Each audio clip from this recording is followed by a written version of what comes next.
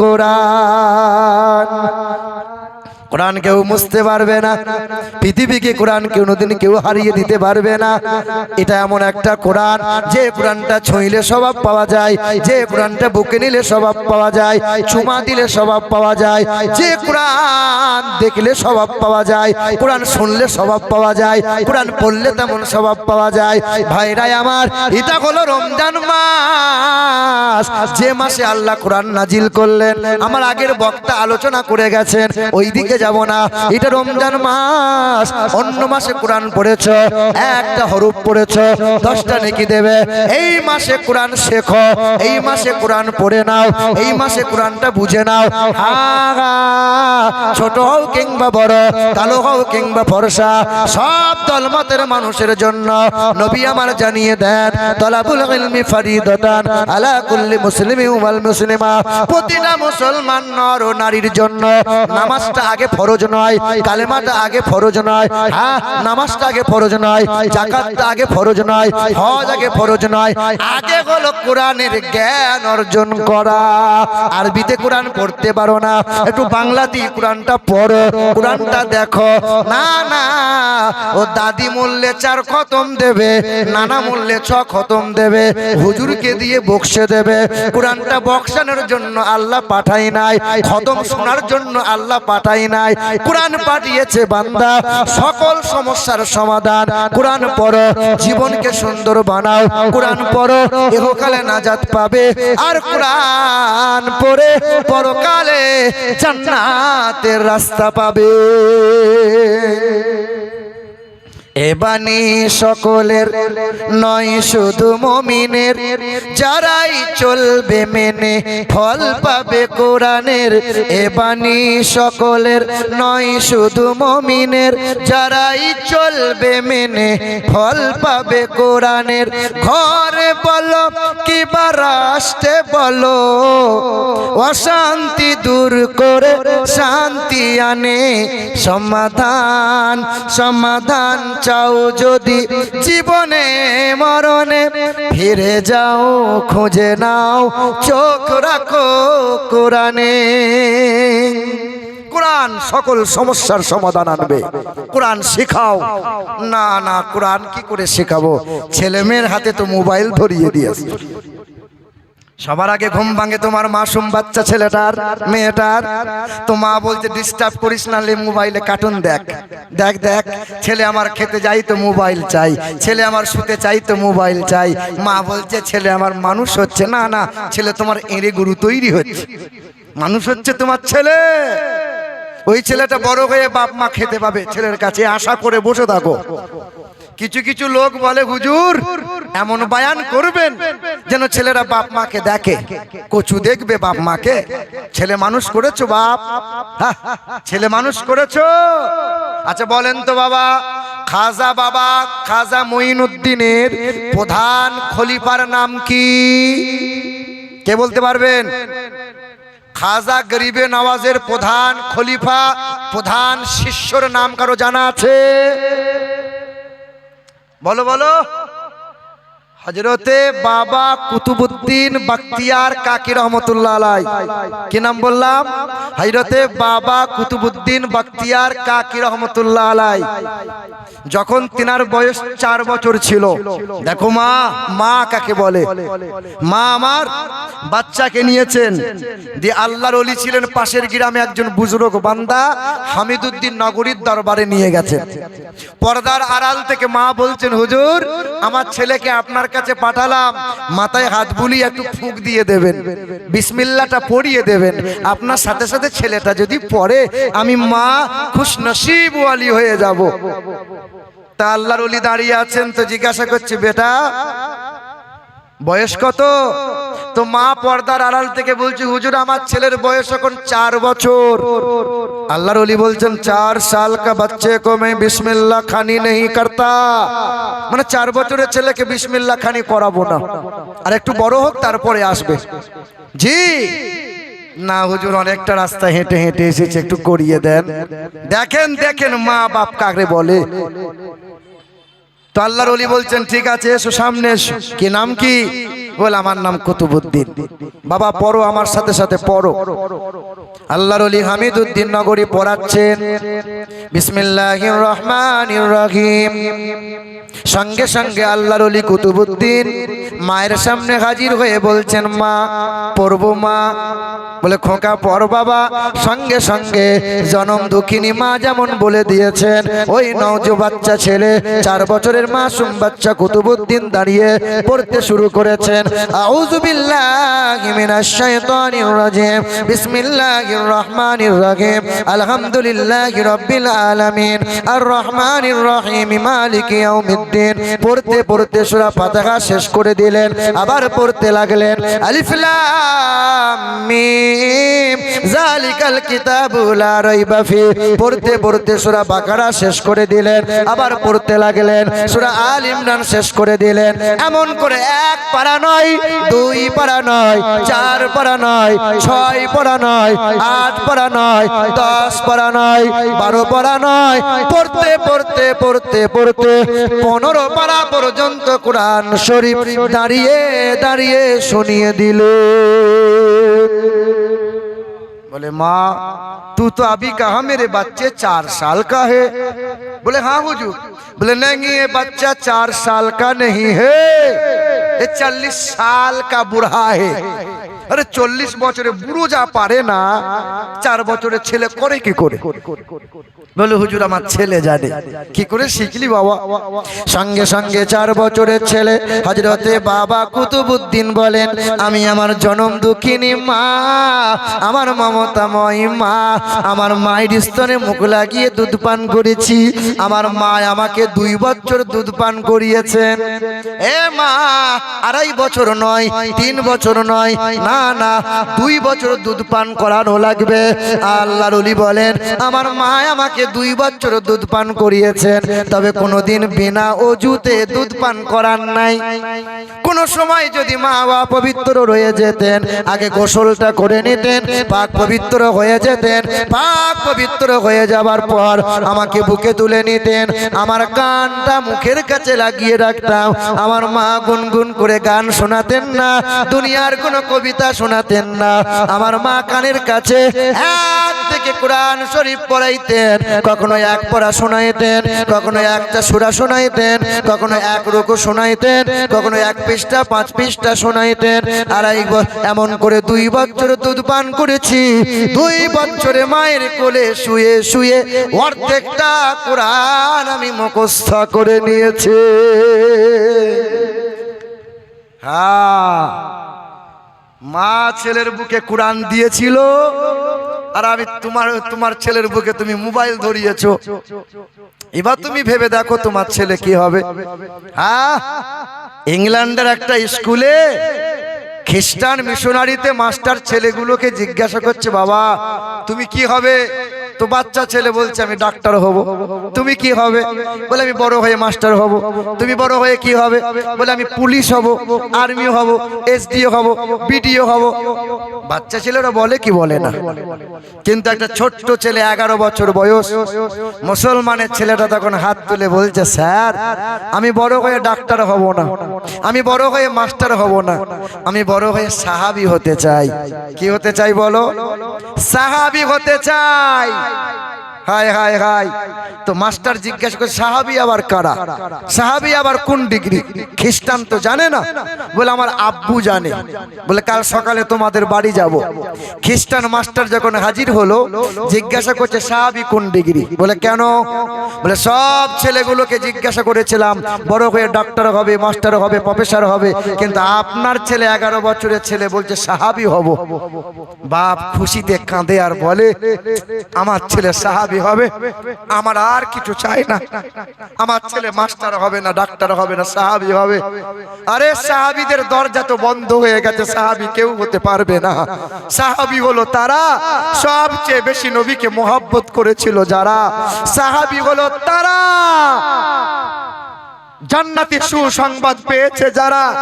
সাহাবী হলো তারা যাদের নামের পরে রাদিয়াল্লাহু আনহুম বলা লাগে। সাহাবী হলো তারা আকাশের উজ্জ্বল নক্ষত্রের ন্যায় যারা। সাহাবী হলো তারা বাপ বলে আর কিছু চাই না। বলে আপনার ছেলে সাহাবী হবে এমন ভাবনা আসলো কেমন করে? বলে সকাল সন্ধ্যা ছেলেকে তালিম দেই, ছেলের হাতে কোনোদিন মোবাইল দিই না। মোবাইলে যুগ চলছে, মোবাইলে হাওয়া চলছে, ছেলের হাতে মোবাইল দিই না। সকাল সন্ধ্যা সাহাবীদের জীবনী শোনাই। আমার ছেলের কলিজার ভিতরে নবীর প্রেম, সাহাবীদের প্রেম জেগে গেছে। আমি বাপ আর কিছু চাই না। বাবাজিরা, ভাইরা আমার, ও মা, ও আমার বোনেরা, শোনো শোনো। একটা বেঈমান ছিল উত্তর ভারতের মথুরার বৃন্দাবনে বিখ্যাত একটা মন্দির। ওই মন্দিরে বামন হয়েছিলেন তিনি। তার নাম ছিল ডক্টর শিবশক্তি সরোজি। অক্সফোর্ড বিশ্ববিদ্যালয় থেকে 12টা ভাষায় এমএ করা ব্যক্তি ছিলেন তিনি। তার বাবার নাম ছিল মহান্তং প্রতং দাসদাস, মায়ের নাম ছিল ভানুমতি কর। ওই মানুষটা একদিন পূজা করলে পরে লাখ লাখ টাকা রোজগার হয়, বস্তা বস্তা ফল হয়। ওই মানুষটা হিন্দু সমাজের মানুষদের সামনে কোরআন ছিল আর হিন্দুরা তারে বাহবা দিয়েছিল। ভাইরা আমার, কোরআনের সঙ্গে বিয়াদবি করেছে। নবীজির শানে কেউ যদি কটূক্তি করে, আমরা মুসলমান কি বসে থাকতে পারবো? নবীকে কেউ যদি গালমন্দ করে, আমাদের কলিজায় কি আঘাত হবে না? যখন ভারত পাকিস্তান বাংলাদেশ এক ছিল, ওই সময় একটা বেঈমান নবীজির চরিত্র নিয়ে বই লিখেছিল, ব্যঙ্গ করেছিল। বইটার নাম দিয়েছিল রঙ্গিলা রসুল। নাম শুনেছেন আপনারা? রঙ্গিলা রসুল। ভারত পাকিস্তান বাংলাদেশ এক ছিল। 1828 সালে রাজপাল বলে যে বেঈমান, ওই বেঈমানটা বই লিখলো। আমার নবীকে লম্পট বলেছিল, নবীকে চরিত্রহীন বলেছিল। বইটা বাজারে প্রচার হয়ে গেল, মুসলমানদের কলিজায় আঘাত হলো। কিন্তু সবাই তো প্রতিবাদ করতে পারে না, ভয় পাই। প্রতিবাদ করতে যাব মার খেতে হবে, জমি জায়গা যদি চলে যায়। ভাইরা আমার, ওই সময় নওজোয়ান যুবক, তোমাদেরই মতো একটা যুবক ছেলে, 19 বছর বয়স ছিল। ছেলেটা কর্মে ছিল কাঠ মিস্ত্রি, গরিবের ছেলে ছিল। মা বলেছিল খোকা বাজারে যা, সবজি কিনে নিয়ে আসগা। মা কয়েকটা টাকা দিয়েছিল, থলে নিয়ে বাজারে চলে গেল। ওই ছেলেটা বাজারে গিয়ে দেখে বই বিক্রি হয়, রঙ্গিলা রসুল। রঙ্গিলা রসুল বাজার কেনা বাদ দিয়ে বইটা কিনে নিল। বইটা কিনে নিয়ে বাড়ি আসে, 1 পৃষ্ঠা 2 পৃষ্ঠা পরে চোখের পানিতে বুক ভেসে ভেসে যায়। মায়ের কদমে চুমা দিয়ে বলে, মা, সবচেয়ে মহব্বত করবো কারে? মা বলেছিল খোকা, নবীর হাদিস কি জানা নাই? নবী আমার বলেছেন, লা ইউমিনু আহাদুকুম হাত্তা আকুনা আহাব্বা ইলাইহি মিন ওয়ালিদিহি ওয়া ওয়ালাদিহি ওয়ান নাসি আজমাইন। তোমার পিতা, তোমার মাতা, সন্তান সন্ততি সবার অধিক মহব্বত করো নবী মুহাম্মদ রাসূলুল্লাহকে। ওই দিন মায়ের কদমে চুমা দিয়েছে। মায়ের কদমে চুমা দেওয়া জায়েজ। কোথায় চুমা দেবে? না না, পীর সাহেবের পায়ে। বলে পীর সাহেবের পা খুব নরম। আমার গ্রামের এক বন্ধু, এক ছেলে প্রতি বছর 3 বার করে পীর সাহেবকে নিয়ে আসে।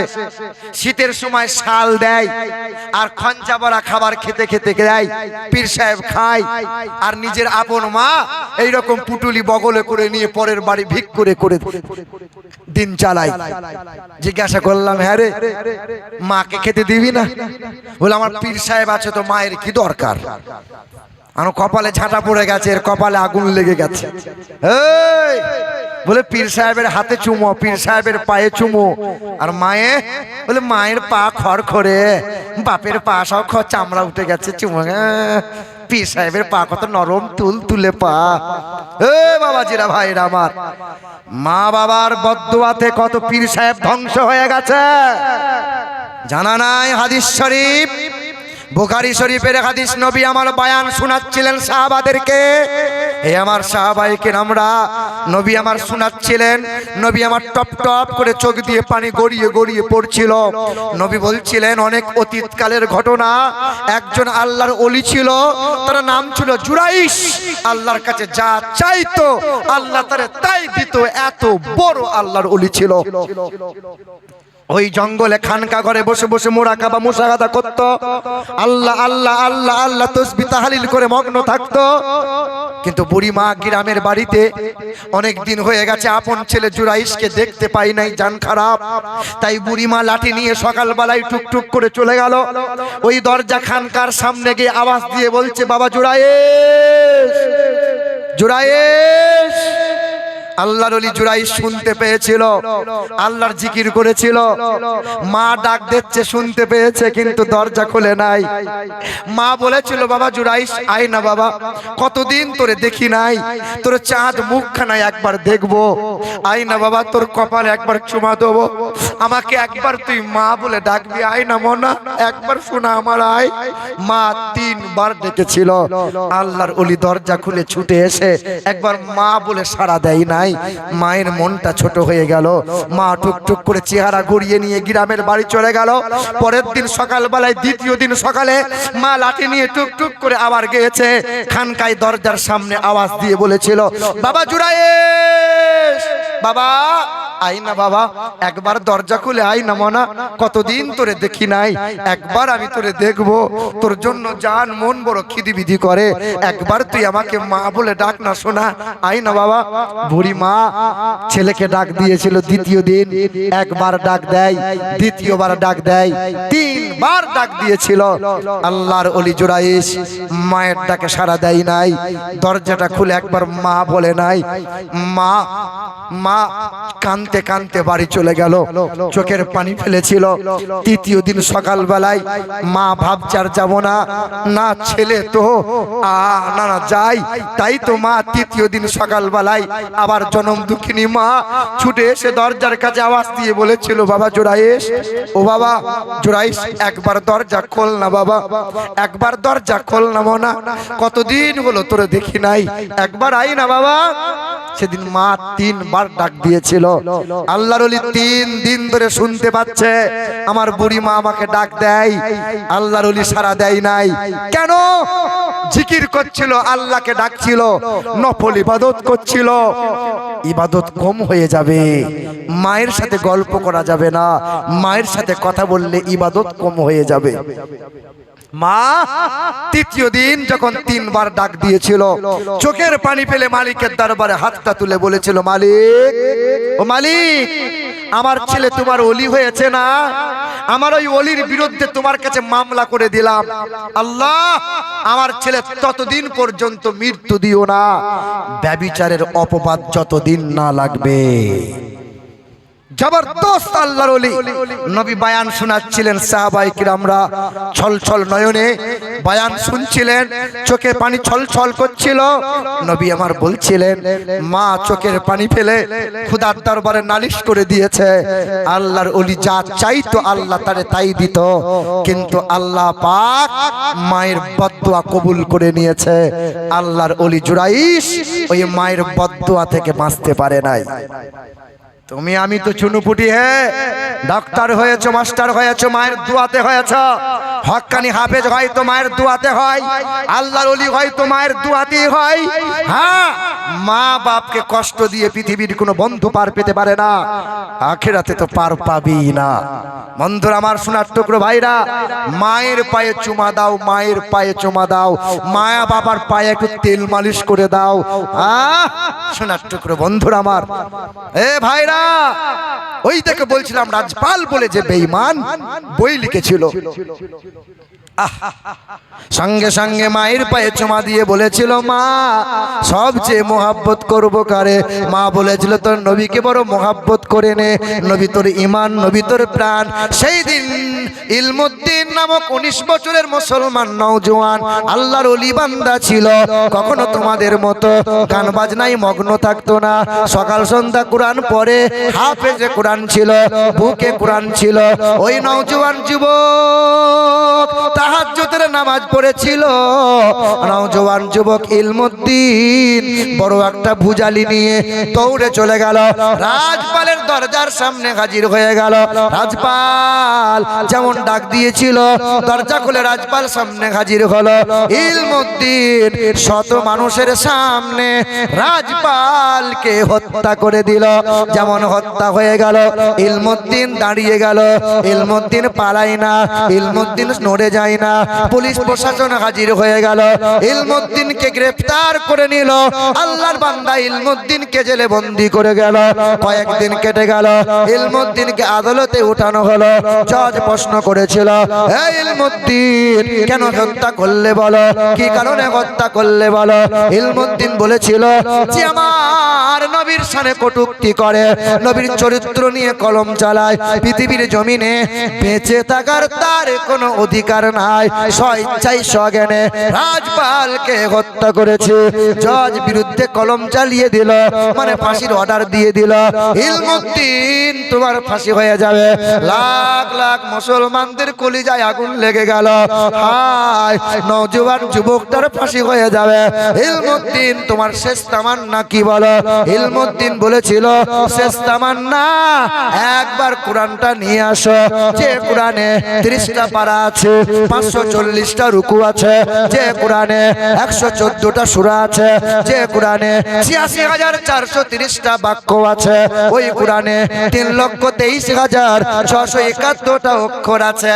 ওই কোরআনটা নিয়ে আসো, যে কোরআনে আমার দয়ার নবী মায়ার নবী হাবিবে কিবরিয়া জনাবে মুহাম্মদুর রাসূলুল্লাহর নামের গুণগান 1200 বার করা হয়েছে। কোরআনটা নিয়ে এলো, কোরআনটা চুমা দিয়ে মায়ের কোলে ফিরিয়ে দিল। মা বলল, জগৎবাসী দেখ দেখ, আমি 10 মাস পেটে ধরে ধন্য হলাম, আমার ছেলেকে খোদার রাগে দান করে দিলাম। ফাঁসির মঞ্চে দাঁড়িয়ে গেল, কালো কাপড় দিয়ে মুখ ঢাকা দিয়া হলো, গলায় দড়িতে ফাঁস দিয়া হলো, জাল্লাদের হাতে সময় হয়ে গেল, দড়িতে টান দিয়ে দিল। ইলমুদ্দিনের ফাঁসি হয়ে গেল, দেহটা ঝুলে গেল। আল্লাহর ওলি বান্দা, নওজোয়ান ছিল তবে আল্লাহর ওলি ছিল। ইলমুদ্দিন ইন্তেকাল হয়ে গেল, লাখ লাখ মানুষের চোখ দিয়ে পানি গড়িয়ে গিয়েছিল। ইলমুদ্দিনের দেহ গোসল দিয়া হলো, খুশবু লাগানো হলো, কপড় লাগানো হলো, চোখে সুরমা দেয়া হলো, কাফন পরিয়ে দেয়া হলো। ইলমুদ্দিনে জানাজা হবে। হায়াতে আল্লামা ইকবাল ওই সময় ছিল। আল্লাহর বান্দা জানাজা হয়ে গেল, লাখ লাখ মানুষের ভিড় জমেছিল। আল্লাহর বান্দার কবর হয়ে গেল, সবাই কবরের পাশে দাঁড়িয়ে চোখের পানি ফেলে দোয়া করেছিল। সব মানুষ একে একে চলে গেল।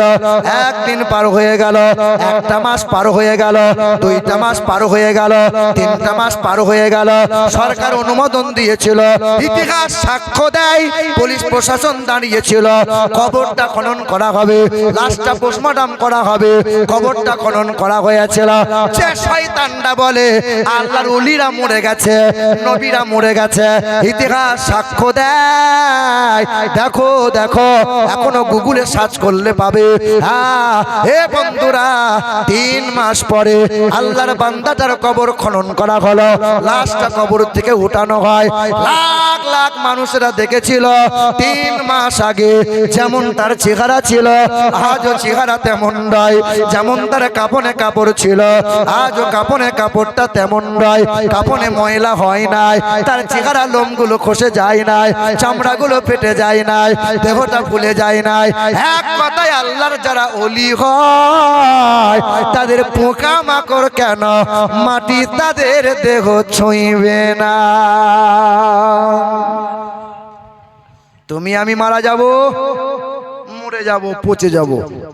কোন কবি বলেন সাধারণ মানুষ মারা যাবে, 6 দিনে নখ খসবে, 6 দিনে নখটা খসবে, 9 দিনে চুল পড়বে।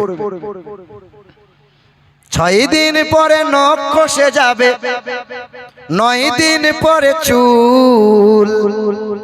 কবর গাগের সামান নিতে কইরো না কেউ ভুল। কবর জায়গা ভালো নয়, কবর জায়গা ভালো নয়। আমল দিয়ে কবর গৃহ সাজিয়ে নিতে হয়। কবর জায়গা ভালো নয়। 17 দিন পেটে পেটে শেষ, পোকার খাদ্য হবে। 60 দিন পরে গোশত থাকবে না, কঙ্কাল পড়ে রবে। 17 দিন পেটে পেটে শেষ, পোকার খাদ্য হবে। 60 দিন পরে গোশত থাকবে না, কঙ্কাল পড়ে রবে। 90 দিন হাড় গুলি সব, 90 দিন হাড় গুলি সব আলাদা হয়ে রয়। কবর জায়গা ভালো নয়, কবর জায়গা ভালো নয়। আমল দিয়ে কবর গৃহ সাজিয়ে নিতে হয়। এটা সকলে উঠে দাঁড়ান। নারে তাকবীর, নারে তাকবীর, নারে রিসালা, নারে রিসালা, নারে হায়দারি, নারে হায়দারি। ওলি আউলিয়া যেখানে আমরা আছি সেখানে, আউলিয়া যেখানে আমরা আছি সেখানে। আগে আগে আসেন আপনারা। মাশাআল্লাহ,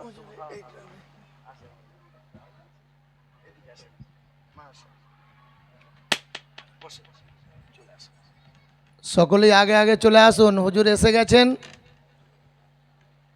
উনি আখেরি মোনাজাত করবেন। আপনারা তাড়াতাড়ি আর দেরি না করে প্যান্ডেলের ভিতরে সামনে সামনে